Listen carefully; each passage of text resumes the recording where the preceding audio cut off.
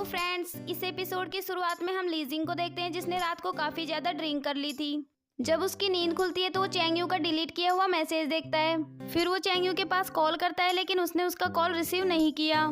अगले सीन में हम देखते हैं कि जियांग के पास उसकी मॉम का कॉल आता है तो वो साइड में जाकर कॉल रिसीव करती है। उसकी मॉम पूछती है कि तुम अभी कहाँ हो, क्या तुम अभी ऑफिस में नहीं हो। जियांग कहती है कि मैं फाइल्स देने के लिए अपने बॉस के घर पर आई हूँ, क्योंकि उसने अभी तक अपनी मॉम को बताया नहीं था कि अब वो एक फूड ब्लॉगर है। इसके बाद उसकी मॉम पूछती है कि क्या तुम्हारी बहन से तुम्हारी कोई बात हुई है, क्योंकि वो मेरे कॉल्स रिसीव नहीं कर रही और मुझे उसकी बहुत टेंशन हो रही है। जियांग कहती है नहीं, मेरी भी बात नहीं हुई। फिर काम में बिजी होने का बहाना बनाकर वो कॉल कट कर देती है। इसके बाद अगले सीन में हम देखते हैं कि लीजिंग चैंग यू की कंपनी के बाहर खड़ा होता है और चैंग यू की असिस्टेंट से उसके बारे में पूछता है तो उसकी असिस्टेंट बताती है कि वो तो मिस्टर शैन के साथ मील पर गई है। मिस यू को आपकी काफी फिक्र है, इसलिए वो मिस्टर शैन को यूज करके आपके लिए नए प्रोजेक्ट्स लेना चाहती हैं। यहाँ लीजिंग को मिस्टर शैन का नाम काफी सुना सुना लग रहा था तो चैंग यू की असिस्टेंट बताती है कि वो उनका एक्स बॉयफ्रेंड है। वो इस कोऑपरेशन के जरिए मिस यू के साथ फिर से रिलेशनशिप में आना चाहते हैं, लेकिन मिस यू उनसे काफी ज्यादा अनकंफर्टेबल लग रही थी। इतना सुनते ही लीजिंग चैंग यू के पास जाने लगता है और असिस्टेंट से कहता है कि तुम मुझे जल्दी से उनका एड्रेस सेंड कर दो। इसके बाद अगले सीन में हम देखते हैं कि बाईबिन चैंगमू से कहता है कि अब यहाँ कितने कम कस्टमर्स आते हैं और स्वीट स्टोर तो बहुत जल्दी नए प्रोडक्ट्स लॉन्च करता रहता है। तभी चैंगमू कहता है कि ये तो अच्छी बात है,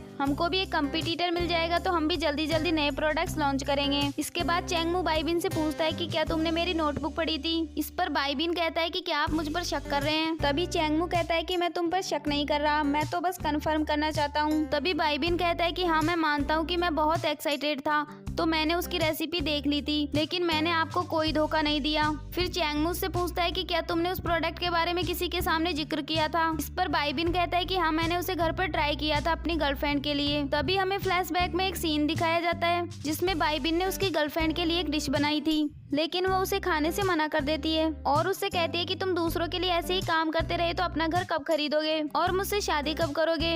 इस पर बाईबिन कहता है कि मैं भी अपने बॉस से बहुत पीछे हूँ, जब यही डिश मेरे बॉस बनाएंगे तो देखना ये बहुत ज्यादा पॉपुलर हो जाएगी। जैसे ही उसकी गर्लफ्रेंड ने ये सुना कि ये उनके स्टोर की अपकमिंग डिजर्ट है तो वो उसमें इंटरेस्ट लेने लगी और उसकी रेसिपी पूछने लगी और साथ में उसने अपने फोन में उसकी रेसिपी को रिकॉर्ड भी कर लिया। फिर बाईबिन चैंगमू से कहता है कि मैं इस मामले की अच्छे से जाँच करूंगा, अगर रेसिपी लीक करने में उसका हाथ हुआ तो इसकी पूरी जिम्मेदारी मेरी होगी। और इतना कहकर वो वहाँ से चला गया। अगले सीन में हम चैंग यू को देखते हैं जो मिस्टर शैंग के साथ मील पर आई होती है और मिस्टर शैंग ने काफी ज्यादा ड्रिंक कर ली थी। फिर वो चैंग यू से कहता है कि हम बिजनेस कोऑपरेशन के साथ साथ फिर से रिलेशनशिप में भी तो आ सकते हैं। चैंग यू उससे कहती है कि तुमने काफी ज्यादा ड्रिंक कर रखी है, हम इस बारे में किसी और दिन बात करेंगे। इतना कहकर वो वहाँ से जाने लगती है। तभी शैंग उसके पास आकर कहता है कि तुम्हारे भाई की वजह से तुमने मुझसे ब्रेकअप किया था ना, पर अब मैं तुमसे प्रॉमिस करता हूँ कि मैं उसके साथ काफी अच्छा बिहेव करूंगा, बिल्कुल वैसा जैसा मैं तुम्हारे साथ करता हूँ। ये कहकर वो उसके साथ बदतमीजी करने लगता है। तभी वहाँ लीजिंग आकर उसे धक्का दे देता है। फिर शैंग उससे कहता है कि मैं तुम्हें जानता हूँ, तुम वही मॉडल हो ना जिसे चैंग यू ने मुझे रिकमेंड किया था, तुम अभी इतने भी बड़े नहीं हुए, अच्छा यही होगा कि तुम यहाँ से चले जाओ। तभी लीजिंग उसे मारने लगता है लेकिन थोड़ी देर बाद चैंग यू के कहने पर रुक जाता है। फिर चैंग यू मिस्टर शैंग से कहती है कि मेरे भाई की केयर मैं खुद कर सकती हूँ, तुम्हें टेंशन लेने की कोई जरूरत नहीं है। ये कहकर वो दोनों वहाँ से चले जाते हैं। अगले सीन में हम देखते हैं कि लीजिंग भी चैंग यू के साथ उसके घर आ जाता है और उससे माफी मांगने लगता है। कहता है कि मुझे उसे नहीं मारना चाहिए था, इससे तुम्हारे बिजनेस रिलेशनशिप खराब हो सकते हैं। तभी चैंग यू बिना कुछ कहे ही उसे किस कर देती है। इसके बाद वो दोनों रोमांस करने लगते हैं, लेकिन चैंगमू पहले से ही उसके घर आया हुआ था। चैंग यू उससे पूछती है कि तुम यहाँ क्या कर रहे हो। इस पर चैंगमू कहता है कि क्या मुझे यहाँ से चला जाना चाहिए। चैंग यू कहती है नहीं, तुम्हें कहीं जाने की जरूरत नहीं है, जाना तो इसे चाहिए। वहीं लीजिंग को उस पर काफी गुस्सा आ रहा था पर मजबूरी में उसे वहाँ से जाना पड़ा।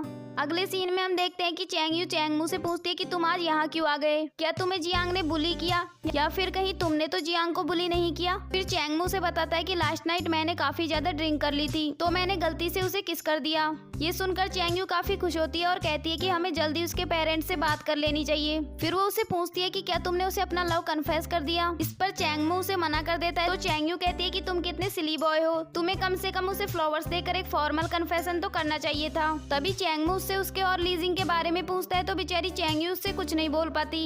अगले सीन में हम चैंगमू और लीजिंग को देखते हैं और लीजिंग उससे कहता है कि अगर तुम्हें कोई रिलेशनशिप प्रॉब्लम थी तो तुम मेरे पास क्यों नहीं आए, आफ्टर ऑल मैं रिलेशनशिप मास्टर हूँ। तभी चैंगमू से पूछता है कि कल रात तुम मेरी बहन के घर पर क्या करने आए थे। मुझे इससे कोई फर्क नहीं पड़ता कि वो तुम्हें कैसे ट्रीट करती है, लेकिन अगर तुमने उसे चीट करने की कोशिश की तो मैं तुम्हें नहीं छोड़ूंगा। इस पर लीजिंग कहता है कि तुम्हारी सिस्टर काम में बहुत ज्यादा बिजी रहती है, मैं तो बस उसे थोड़ा रिलैक्स फील करवाना चाहता हूँ। चैंगमू से कहता है कि पर तुम तो हमेशा मेरे ब्रदर इन लॉ बनने के बारे में सोचते रहते हो। इस पर लीजिंग कहता है कि तुमने मुझे अपना ब्रदर इन लॉ बोला है तो मैं तुम्हारी हेल्प कर देता हूँ। चैंगमू कहता है कि इसकी कोई जरूरत नहीं है, मैंने पहले ही अपना प्लान बना रखा है। फिर वो उसे अपना स्वीट ग्रैंड मास्टर नाम से एक अकाउंट दिखाता है जिस पर उसके काफी सारे फॉलोवर्स थे और जियांग भी उसकी सोशल मीडिया फ्रेंड थी। इसके बाद जब वो अपने घर जाता है तो जियांग उसको इग्नोर करते हुए दूसरी जगह जाकर बैठ जाती है। फिर चैंगमू वहाँ भी आ जाता है तो जियांग वहाँ से भी उठकर अपने रूम में चली जाती है और चैंगमू सोचता है कि ये मुझे अवॉइड क्यों कर रही है। हाँ, जियांग ये कंफर्म करना चाहती थी कि चैंगमू से लाइक करता है या नहीं, तो वो स्वीट ग्रैंड मास्टर के पास मैसेज करती है अगर एक लड़के ने ड्रिंक कर रखी हो और वो एक लड़की को किस कर देता है तो इसका मतलब क्या है।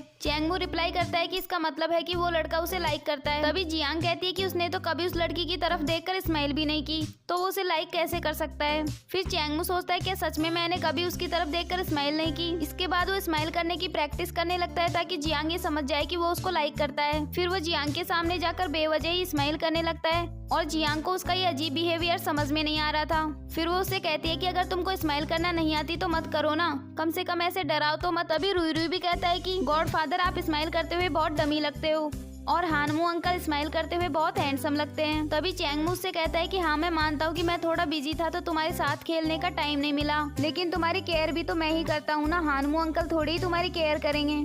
इसके बाद वो जियांग के सामने जाकर फिर से स्माइल करने लगता है। जियांग उसको इग्नोर करते हुए पूछती है कि मॉम और डैड के प्यार में क्या डिफरेंस होता है, क्योंकि रुई रुई को उसके मॉम और डैड में से किसी एक को चूज करना था। तभी चैंगमू को उसके बचपन का एक सीन याद आता है जिसमें वो अपनी मॉम के पास जाकर अपनी पेंसिल छीनने को कहता है, लेकिन उसकी मॉम उसे वहाँ से डांट कर भगा देती है। फिर चैंगमू से कहता है कि मॉम और डैड में से किसी एक को चूज करना उस बच्चे को बहुत हर्ट कर सकता है।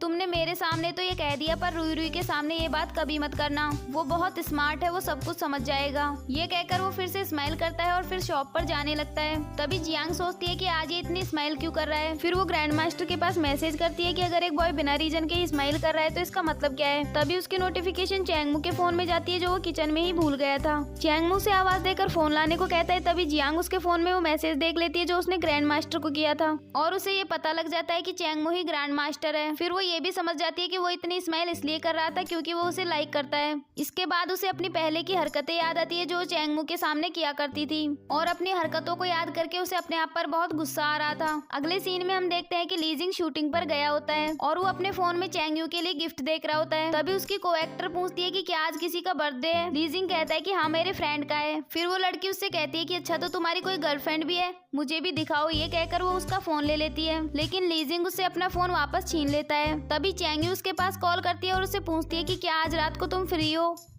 लीजिंग कहता है कि हाँ मैं फ्री हूँ। तभी उसकी को एक्टर से कहती है कि आज हमको काफी देर रात तक काम करना होगा, इसलिए ऑफ टाइम पर हम साथ चलेंगे। ये सुनकर चैंगयू कॉल कट कर देती है। अगले सीन में हम चैंगमू को देखते हैं जो लेमन्स कट कर रहा होता है। तभी उसके फ्रेंड्स वहाँ आकर उसका मजाक बनाने लगते हैं और कहते हैं कि आप ऐसी कौन सी डिजर्ट बना रहे हैं जिसमें आप इतने सारे लेमन्स डालने वाले हैं, अब तो पक्का हम उस स्वीट स्टोर को हरा देंगे।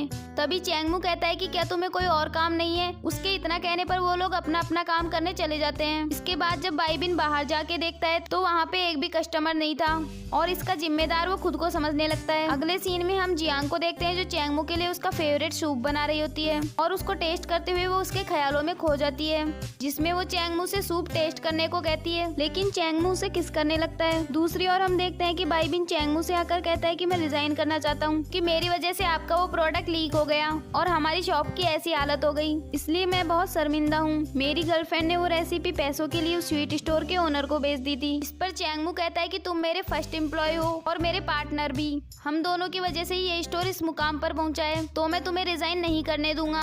फिर बाईबिन भी इमोशनल होकर उसकी बात मान लेता है। इसके बाद चैंगमू उससे कहता है कि तुम्हें एक पर्सन से माफी मांगनी होगी। बाईबिन समझ जाता है और कहता है कि मैं जियांग से पर्सनली मिलकर माफी मांग लूंगा। अगले सीन में हम देखते हैं कि जियांग खाना खाने के बाद कहती है कि आज बर्तन मैं धोऊंगी। इस पर रुई रुई कहता है कि आपने तो मुझे बताया था कि आपको बर्तन धोना पसंद नहीं है, इसलिए आप इसे हमेशा गॉडफादर के लिए छोड़ देती है। तो फिर आज क्या हो गया? इसके बाद चैंगमू बर्तन धोने चला जाता है और रुई रुई जियांग से कहता है कि आज आप पूरे दिन से गॉडफादर को घूर क्यों रही थी? डोंट वरी, मैंने गॉडफादर को कुछ नहीं बताया। इसके बाद अगले सीन में हम देखते हैं कि चैंगमू अपने कपड़े वॉश करने के लिए जा रहा था, लेकिन जियांग आकर उससे कहती है कि लाओ तुम्हारे कपड़े आज मैं धो देती हूँ। इस पर चैंगमू कहता है कि तुम रुई रुई को संभालते हुए बहुत थक जाती होगी, इसलिए मैं ही कपड़े धो लूंगा। फिर वो दोनों कपड़े धोने के लिए झगड़ने लगते हैं। तभी अचानक से जियांग चैंगमू के ऊपर गिर जाती है और उनकी आवाज सुनकर वहाँ रुई रुई भी आ जाता है। लेकिन तभी दूसरी ओर से चैंगयू और लीजिंग आकर उसकी आंखों पर हाथ रख देते हैं और इसी के साथ ये एपिसोड एंड हो जाता है। अगला एपिसोड देखने के लिए चैनल को सब्सक्राइब कर लीजिए, क्योंकि इस चैनल पर आपको ऐसे ही नए नए चाइनीज ड्रामास की हिंदी एक्सप्लेनेशन देखने को मिलने वाली है।